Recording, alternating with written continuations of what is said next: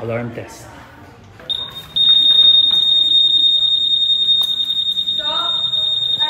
Tapos all you have to do is click, no? Gitu. Ayun, click lang. So, kakuha lang natin ng price list. So, good morning my dear friends. Welcome to the grind and welcome to the vlog. And this video is specifically made for future Honda riders and of course for future Honda Winner X owners.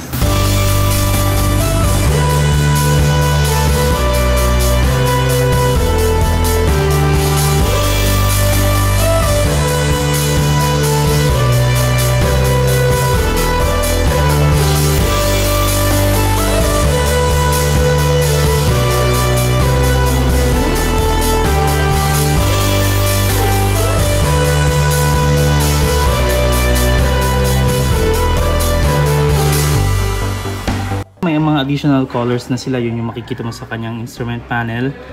Gear indicator on this part, RPM sa may itaas, revs up to 10,000, speed, fuel gauge, and also the clock. May fuel consumption indicator siya. So ayos na ayos, and may average din siya. A and B po tayo. Total odometer.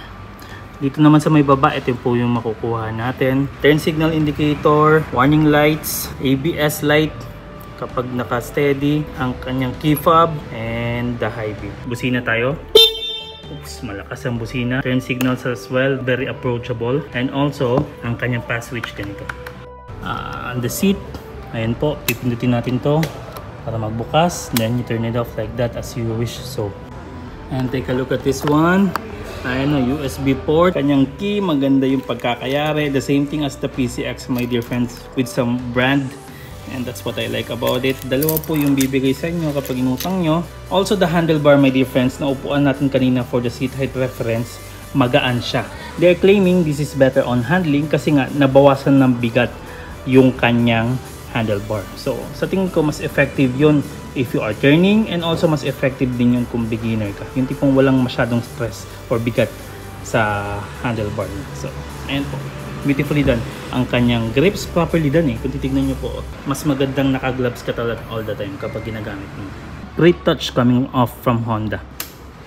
Isipin nyo, isang rider na kaibigan ko gusto ng Winner X. Mapapaisip ka talaga bakit. Isa sa dahilan siguro, my dear friends, is napaka-refreshing ng kanyang looks. Aside from its tech and safety features, simulan natin sa harapan. This is the premium black, by the way. Ito lang yung naiwan sa ngayon. Ang kanyang paint job, ayan. Maganda yung datingan, why not? It's a Honda, kumbaga. And may mga patusok siya, still a sporty look, kumbaga. And you will not complain on this one kung galit ka kay GTR Supra. So, isa din sa lamang niya is may mga air vents siyang pwedeng daluyan ng hangin. Isa sa advantage niya po yun, it's for the aerodynamics. Everything is positioned properly, kumbaga. Especially this one, and also this one. Ayan po, maganda yung pagkakayari talaga sa kanya. And nagustuhan ko talaga yung kanyang turn signals. If you are going to ask me, it's one of the best turn signals na makikita mo. Not just on the underbow na, at least yung tipong sporty yung datingan niya, pero hindi siya nakapatusok o hindi siya yung tipong naka-usli lang, kumbaga. Gusto ko yung idea na ganito. May diffuser po siya kung titignan niyo. LED on the front side, ito po yung nagustuhan ko sa kanya. Kung sawa na kayo sa looks ng Sniper, magugustuhan nyo po itong motorsiklo na to. Especially on this part, my dear friends, kasi nga tinanggal na yung ilaw dito and nandito naka-situate or naka-locate yung kanyang busina. Ang kanyang design itself, my dear friends, properly made. Kung matambok or racing sporty vibes yung kanyang harapan, yung kanyang gilid naman or yung kanyang body, ayan o, medyo slim naman po. Yung tipong napapakita talaga or na-emphasize yung mga matatambok sa kanya na features, especially the exhaust. And I think this motorcycle is specifically created for Asian riders. Made in Vietnam. I checked the VIN a while ago. So, detachable po ang kanyang pillion peg. So, kung gusto mong pagkaanin, tanggalan mo ng pillion pegs, tapos lagyan mo ng cowling dito para mukha talaga siyang pang racing. Maganda din ang vibe sa akin ng kanyang foot control. Hindi siya masyadong pang racing yung datingan, pero may dating siya. And it looks premium, kumbaga, for a daily use. Pagdating sa seat, gusto ko sana magreklamo nung una ko nakita, pero nung nilapitan natin, ayan o, materials perfect naman. And the stitching, my dear friends, ma-appreciate mo talaga yung kanyang stitching, variation on the material on this. On this part siguro para may grip or may traction kapag hindi ka naka-racing suit or kapag nakamaong ka, mas maganda. Sa may pillion naman, ayun, smoothness naman po and comfort yung mapoprovide niya. And kapal check, ayan naman po tayo. Makapal naman po, my dear friends. At saka foam talaga siya. Wala kang yung tipong kapag hinawakan mo or kapag press down mo, wala kang mahawakan na matigas na cardboard or kahoy kumbaga. So, hindi pinagdamot. Especially on this part as well, my dear friends. Ayan. And also, it has a Sharpie tail, if you're going to ask me. GP yung kanyang looks. Maganda yung pagkakayari. Even if we talk about the grab bar metal, and ayan, premium po ang kanyang pagkakapaint. And the same thing as from the front side, ang rear natin, all LED po. May additional tools tayo sa kanyang seat. Airbox no? Tama ba? Ano? Ano sa ganyan tawag ganun? Maganda talaga yung datingan ng kanyang exhaust. Pang racing talaga yung pagkakagawa sa kanyang shape. Kitang-kita naman kung may gusto kong ireklamo. Golden hint on the branding, Winner X. Maganda yung kanyang touch. Also on this part, on the sticker, why not? Lively sticker on this bike. Para sa akin, mas gugustuhin ko rin makabili ng premium instead of the standard kasi nga, kukunti lang naman yung difference. So, lagyan mo na lang din ng ABS or safety feature yung motorsiklo mo. Pagdating sa kanyang performance, 149cc liquid-cooled engine, 4-stroke, 4-valve, naka-dual overhead cam siya. Hindi katulad ng kakompetensya niya na naka-single overhead. Ngayon, ang kanyang power, 15.5 horses or 11.5 kilowatts at 9,000 RPM, 13.5 Newton meters of torque at 7,000 RPM. Naka-electric start tayo, AGM FI, 6-speed manual, meron siyang slipper clutch assist, so you can smoothly upshift without using the clutch lever. Expected top speed niya, 146 km/h. Special feature niya, meron siyang smart key system with alarm yun, my dear friends, katulad ni PCX.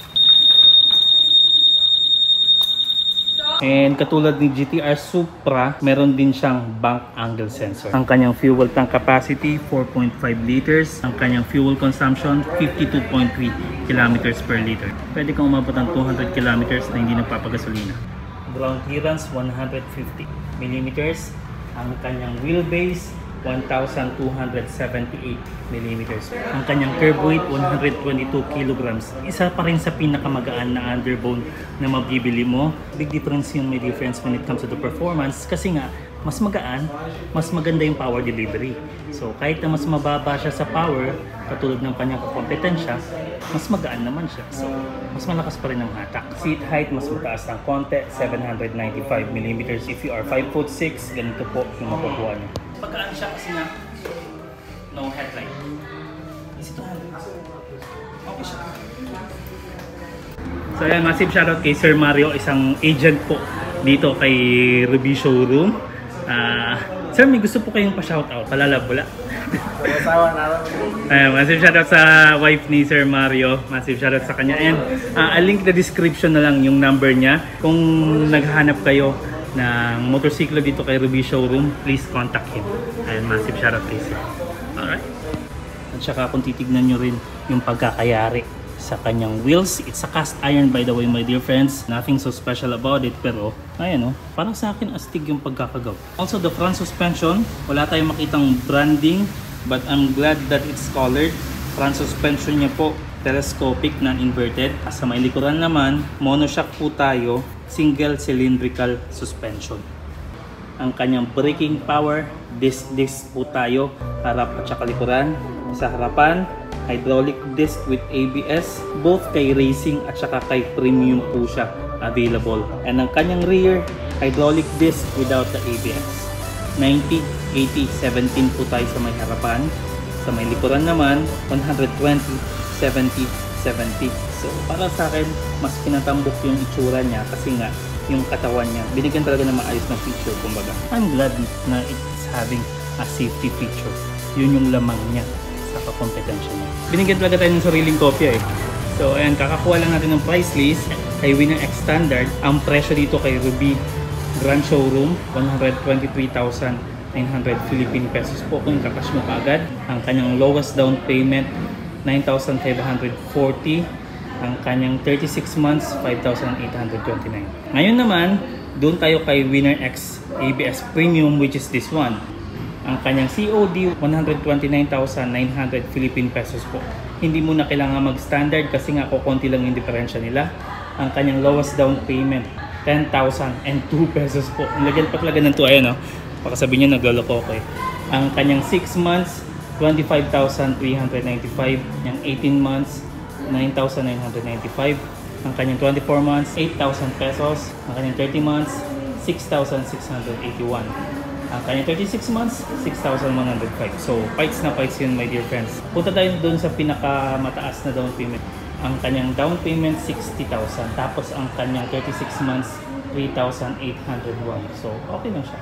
And kung kukunin mo siya ng 1 year, 8,840. Ngayon naman kay Winner X ABS Racing, which is not available here to be vlogged here or to be vlogged anywhere in LYR group.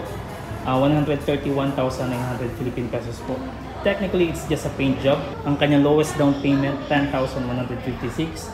Ang kanyang 36 months, 6,197. Small difference if you are a big fan of red. Pero para sa akin, black man tayo. So, I know, napaka-menacing ng kanyang itsura. Aggressive if you're going to ask me. And para sa akin, ito na perhaps yung pinakamalaking pasabog dito sa Pilipinas if you are looking for an underbone motorcycle. Well, syempre hindi. Kung ilalabas nila si Sniper ABS, I still doubt. Kasi nga matagal na sa ibang bansa. Hanggang ngayon wala pa rin dito. And si Satria, 160 or 175 ba yun? Anyway, let me know in the comment section below what you think about this beautiful bike right here. Massive shoutout to all the agents, especially to Sir Mario. Link in the description po tayo kung gusto nyo siyang tulungan. And massive shoutout na rin kay Sir Michael Marte for informing me the availability of this bike. And very special thanks to our Sir Manager dito sa review showroom. Hindi pong di na kailangan i-mention yung pangalan, ayaw magpa-shoutout. Hindi pong operation talaga behind the cam, kumbaga. Hindi siya. Masay pero ni mo, ma'am. So, massive shoutout kay ma'am. Gabi Esmeralda. Ayan, another agent here. Ayan, dinagsa talaga nila si Winner X kasi nga gusto nilang ibenta itong motorsiklo na to. Massive shoutout kay Ma'am Gabi. Ayan po.